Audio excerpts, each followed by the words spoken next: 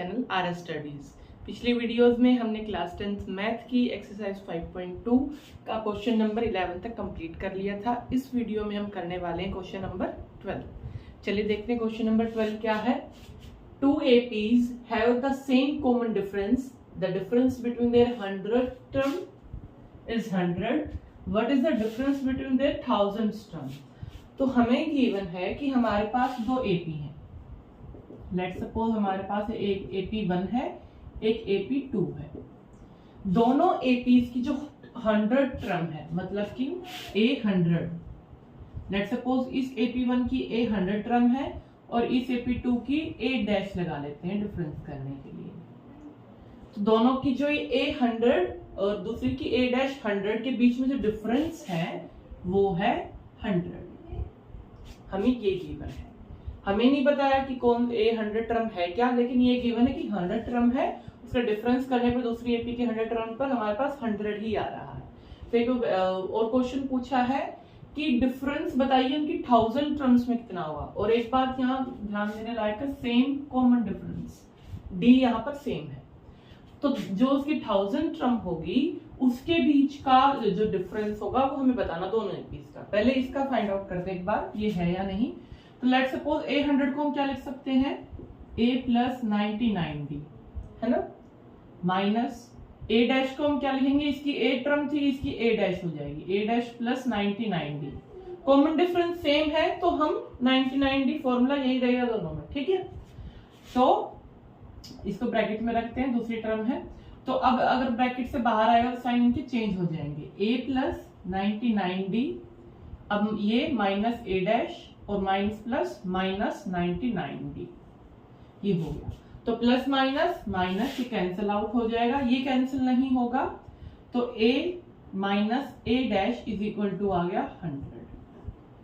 तो भाई ये तो बिल्कुल ठीक है कि A dash A minus A dash करेंगे तो हमारे पास कितना आएगा, 100 आएगा। लेकिन बताना क्या है, हमें बताना है 1000 टर्म के बीच का डिफरेंस, मतलब कि A1000 माइनस A डैश 1000 करने पे कितना आएगा, हमें ये फाइंड करना है।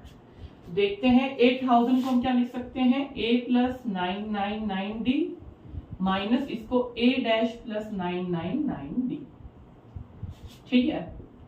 ब्रैकेट से बाहर आएगा तो क्या आ जाएगा, A plus 999D, sign change हो जाएंगे, माइनस A डैश और माइनस प्लस माइनस 999D, वही सेम ये कैंसिल आउट हो जाएगा।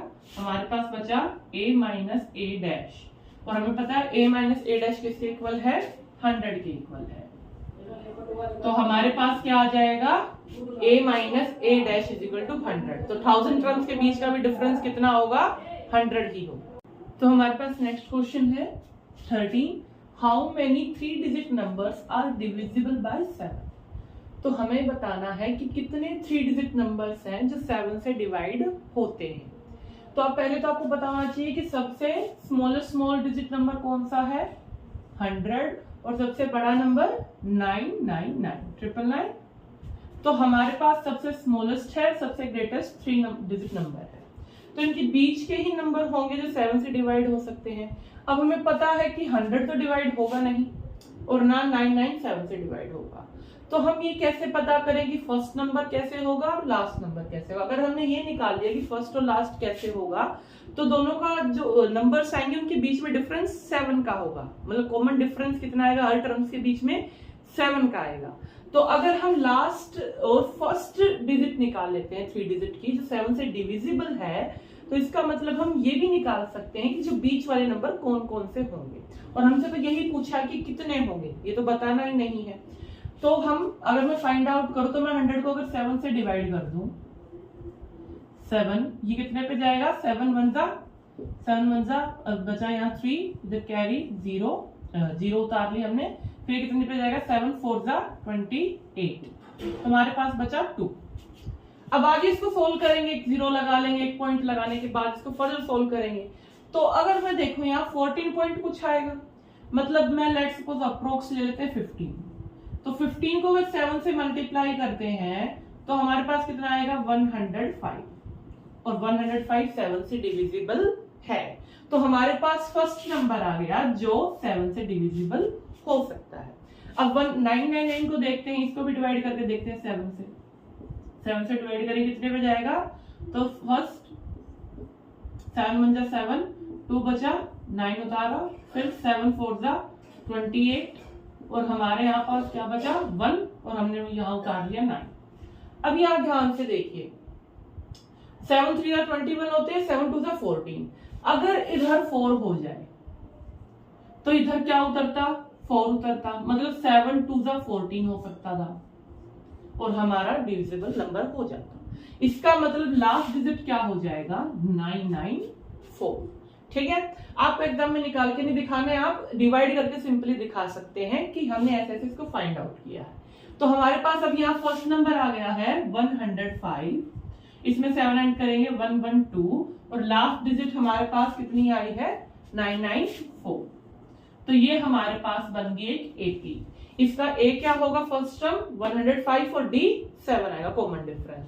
अब हमें निकालना है कितनी डिजिट्स है, तो हम an वाले फॉर्मूले से निकाल सकते हैं। an वाला formula a plus n-1 into में d है ना। अगर ये n निकाल लिया जाए तो हम ये पता कर सकते हैं कि इसकी लास्ट डिजिट अगर an की जगह पुट कर दें तो हम ये पता कर सकते हैं कि ये कौन से नंबर की डिजिट है। अगर हमें ये पता लग गया कि कौन से नंबर की डिजिट है, मतलब टोटल नंबर हमारे पास आ जाएंगे कितने डिविजिबल होते हैं इनके बीच में।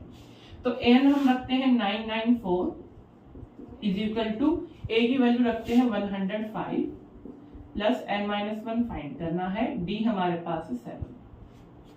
तो 994 पहले इसको इधर माइनस कर देते हैं, 105 यहाँ प्लस का इधर आके माइनस का, इधर बचा 9 - 1 इंटू में 7।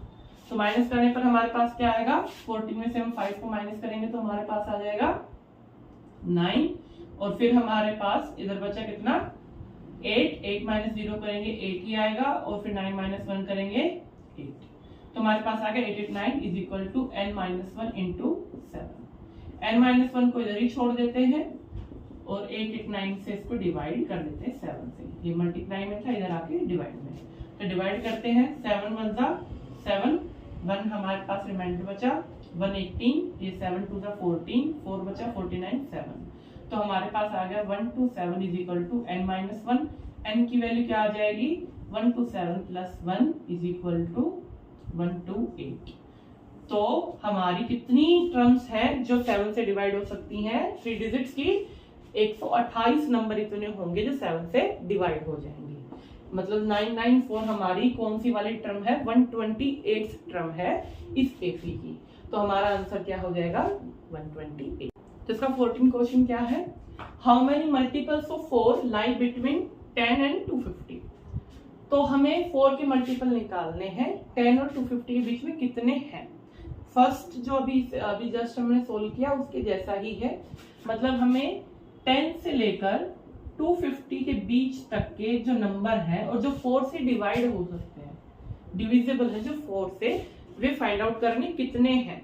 ठीक है, तो अब हम अगर फाइंड आउट करें जैसे उसमें किया था तो 10 तो डिवाइड होगा नहीं भाई, 4 से 10 डिवाइड नहीं होगा, 11 भी नहीं होगा, तो फर्स्ट नंबर क्या होगा 12।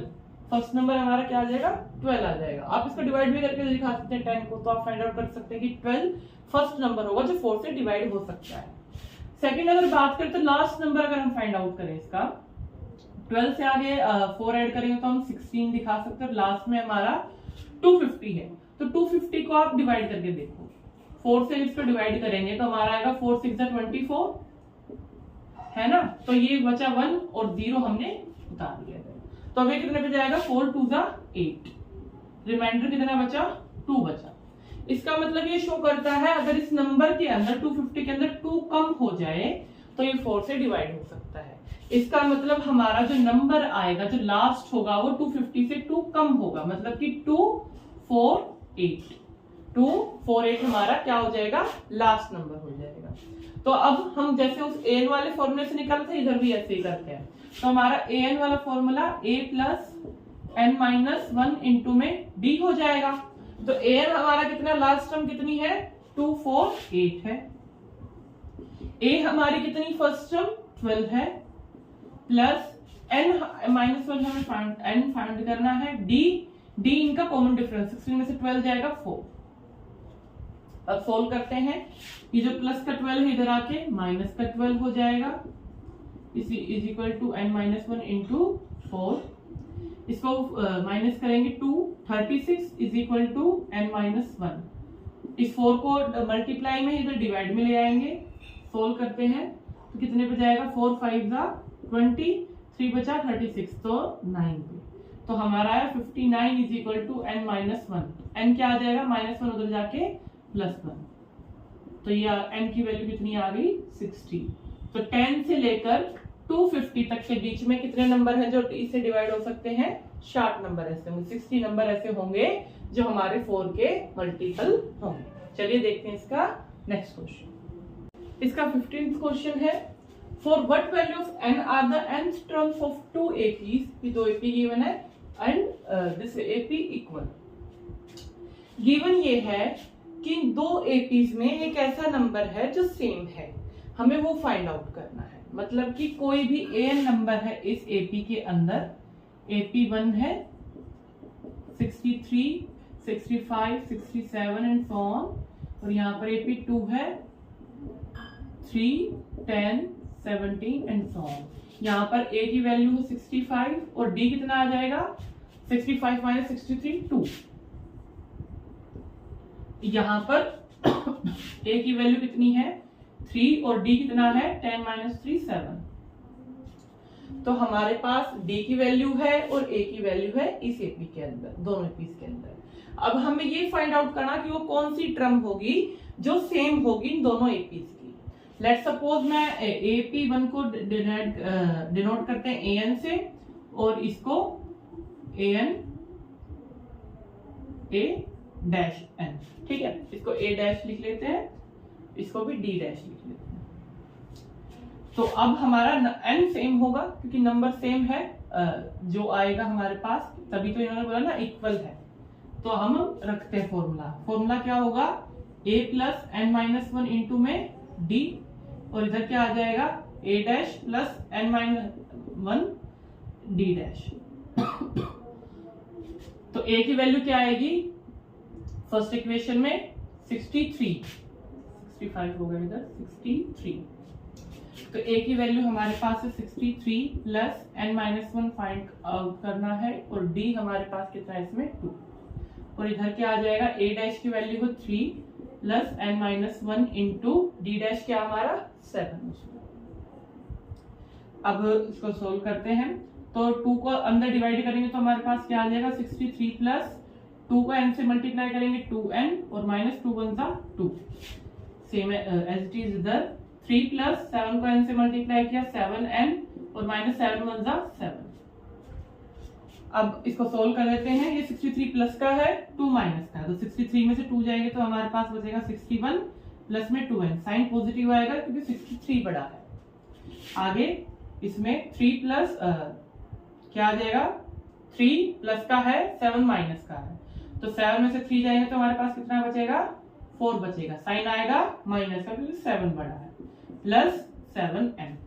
n1 वाली टर्म एक तरफ, कांस्टेंट एक तरफ कर लेते हैं, तो 2n इधर ही है, प्लस का 7n जब इधर आएगा तो माइनस का 7n हो जाएगा, और इधर हमारे पास -4 पहले ही है, प्लस का 61 उधर जाएगा तो -61 हो जाएगा। तो 2n में से 7n को माइनस करेंगे तो माइनस का 5n आएगा, और इधर हमारे पास कितना आ जाएगा -4 और -61 प्लस हो जाएगा 61 और 4 -65। तो n की वैल्यू इधर से क्या आ जाएगी -65 अपॉन में -5। ये जो 5 यहाँ मल्टीप्लाई में था उधर जाके डिवाइड, माइनस माइनस प्लस हो जाएगा, और 5 से इसको डिवाइड करेंगे तो 5 1 5 और 5 3 15। तो n की वैल्यू क्या आ गई 30। मतलब जो इन दोनों की 13th टर्म होगी वो हमारी क्या होगी सेम होगी। अब आप वेरीफाई कर सकते हैं फाइंड आउट करके, लेकिन इन्होंने पूछा नहीं ना, ये ऐसा बताने को करने को कहा गया, तो हम इतना करके छोड़ देंगे कि जो उसकी 13th टर्म होगी वो सेम होगी।